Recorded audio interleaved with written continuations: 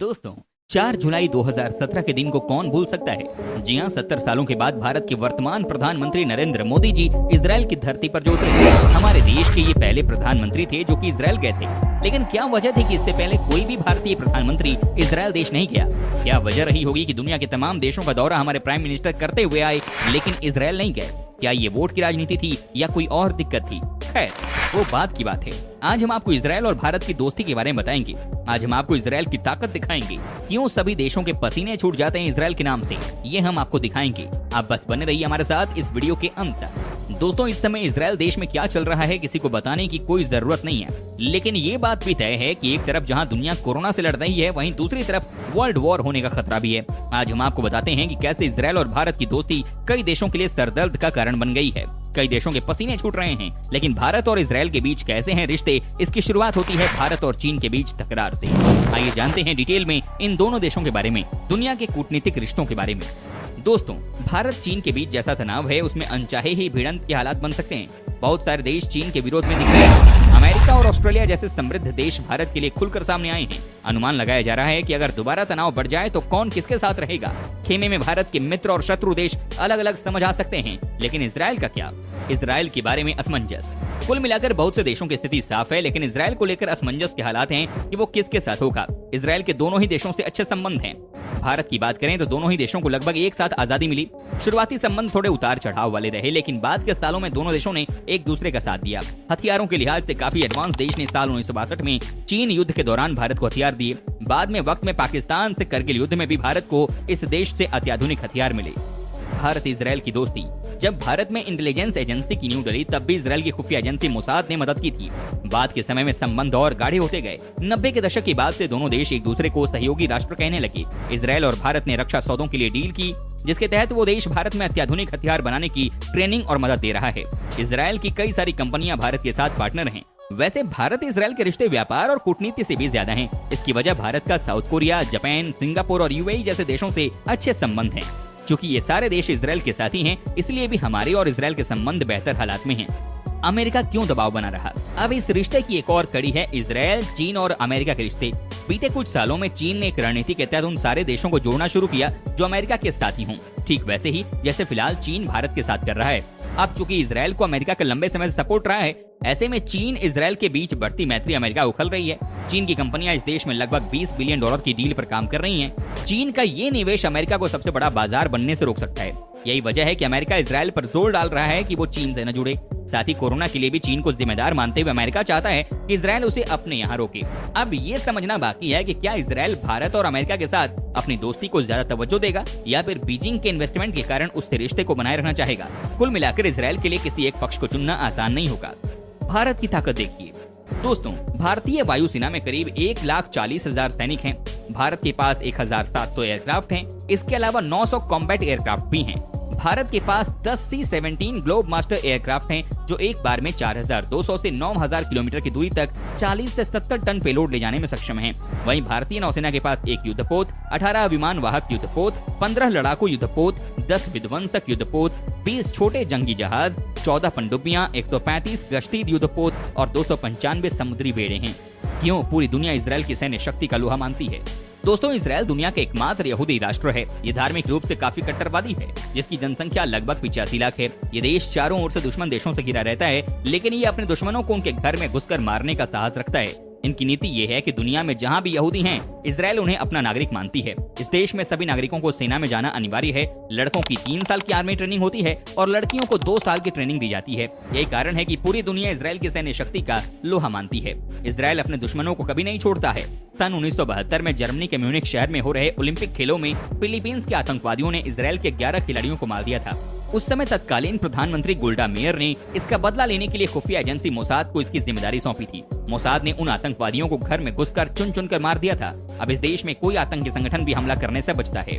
आज हमारे देश को भी जरूरत है कि इजराइल से सीख लेते हुए इस दिशा में कोई सकारात्मक पहल करें। इजराइल को अन्य देश शक्तिशाली क्यों मानते हैं? इजराइल के पास खुद का सैटेलाइट सिस्टम है, जिसकी मदद से वो ड्रोन संचालित करता है। वो इस तरह के सैटेलाइट सिस्टम की जानकारी किसी भी देश के साथ साझा नहीं करता है। इजराइल दुनिया का इकलौता ऐसा देश है जो कि anti ballistic missile defence system से लैस है। इजराइल के पास अमेरिका, रूस और चीन के बाद दुनिया की चौथी सबसे बड़ी वायुसेना है। इसीलिए इस देश से मुकाबला करना मुश्किल नहीं, नामुमकिन है। इस देश से अमेरिका, चीन और रूस भी घबराते हैं। हमारे देश में इस तरह की नीति क्यों नहीं? हमारे देश के नेता कभी भी अमेरिका और इजराइल जैसे देशों की बराबरी करने की चर्चा नहीं करते। हमारे देश की नीति बनाने की जिम्मेदारी नीति आयोग की होती है, जिसके अध्यक्ष प्रधानमंत्री होते हैं। इजराइल जैसी टेक्नोलॉजी हमारे प्रधानमंत्री क्यों नहीं लाते हैं?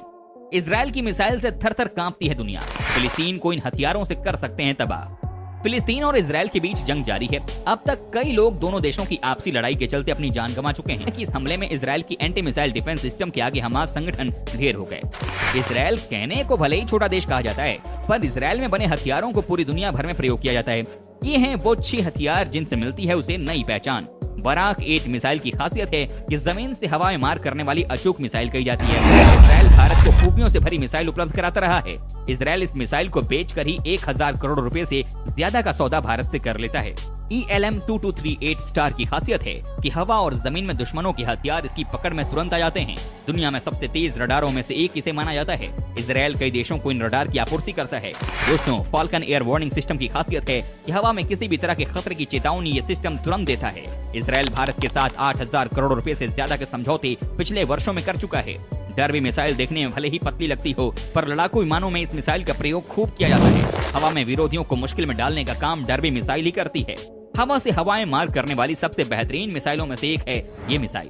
वहीं दोस्तों, स्ट्रक्चर को इजराइल का सबसे श्रेष्ठ मानव रहित विमान माना जाता है। पिछले सालों में इजराइल ने भारत को ये विमान भी मुहैया कराया है। वर्ष 1970 के दशक में स्पाइक और एंटी टैंक गाइडेड वेपन को बनाया गया था। इस मिसाइल को एंटी टैंक मिसाइल के रूप में प्रयोग किया जाता है। ये मिसाइल 5 फुट और 5 इंच की होती है। इससे 15 सेकंड रिलोड होने में लगते हैं और 30 सेकंड के भीतर फायर किया जा सकता है।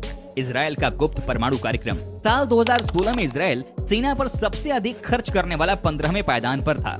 इसे अमेरिका से $30.5 लाख की सैन्य सहायता भी मिलती है।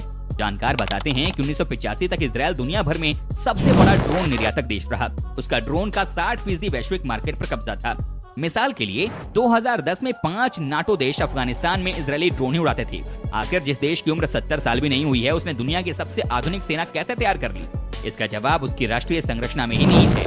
पहली बात ये कि छोटा देश होने के बावजूद इजराइल अपनी जीडीपी का 4.5% शोध पर खर्च करता है। इजराइल 1950 से परमाणु गुप्त कार्यक्रम पर काम कर रहा है और दुनिया से छिपकर बम बना रहा है। शांत रेगिस्तान में इस देश के पास नेगेव परमाणु रिसर्च सेंटर है, जहां ताकतवर हथियार बनाने का काम किया जाता है। इजराइल ऐसा देश जो 2000 साल तक दुनिया के मानचित्र से गायब रहा।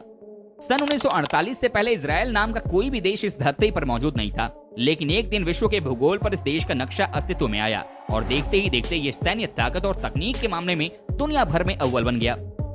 जी हाँ, यहूदी बाहुल्य इजराइल, जिसकी प्रमुख भाषा हिब्रू है, फिलिस्तीन का ही बृहद रूप है। सीरिया और जॉर्डन के साथ भूमध्य सागर से घिरे हुए इस खूबसूरत इजराइल का जन्म विश्व पटल पर कैसे हुआ, इसे जानने समझने के लिए हमें इतिहास की गर्त में जाना होगा। तो चलिए इजराइल के अस्तित्व में आने के पीछे की कहानी को समझने की कोशिश करते हैं। 3 धर्मों का पवित्र स्थल है यरूशलेम। ईसाइयों के धर्म ग्रंथ बाइबिल के प्रथम खंड और यहूदियों के सबसे प्राचीन ग्रंथ ओल्ड टेस्टामेंट से यहूदियों के इतिहास के बारे में जानने को मिलता है। ओल्ड टेस्टामेंट के अनुसार यहूदी जाति का निकास पैगंबर हजरत अब्राहम से शुरू होता है, जिसे इस्लाम में इब्राहिम, ईसाईयत में अब्राहम कहते हैं। दरअसल इजराइल की राजधानी यरूशलेम तीनों धर्मों यहूदी, ईसाई, इस्लाम का संगम स्थल है। यहूदियों की माने तो ये उनकी मातृभूमि है, ईसाइयों की माने तो ये ईसा की कर्म भूमि है, यहीं पर ईसा को सूली पर चढ़ाया गया था। वहीं मुस्लिमों की माने तो यहाँ की अल-अक्सा मस्जिद से ही इस्लाम की शुरुआत हुई थी। इसी स्थान से पैगंबर मोहम्मद साहब ने जन्नत के लिए प्रस्थान किया था, यानी ये स्थान तीनों धर्म के लोगों की आस्थाओं का केंद्र है। रोम से युद्ध में मची तबाही। अब्राहम को यहूदी, मुसलमान और ईसाई तीनों धर्मों के लोग अपना पितामह मानते हैं। अब्राहम का समय ईसा से लगभग 2000 वर्ष पूर्व का है। माना जाता है कि अब्राहम के पोते याकूब का ही दूसरा नाम इजराइल था। याकूब ने यहूदियों की 12 जातियों को मिलाकर एक किया। इन सब जातियों का ये सम्मिलित राष्ट्र इजराइल कहलाने लगा, लेकिन कुछ राजनीतिक कारण ऐसे बने कि यहूदियों की राजनीतिक स्वाधीनता का अंत हो गया। दरअसल सन 66 ईस्वी पूर्व में प्रथम यहूदी रोम युद्ध के बाद रोम के जनरल पाम्पे ने यरूशलेम के साथ साथ सारे देश पर अधिकार कर लिया।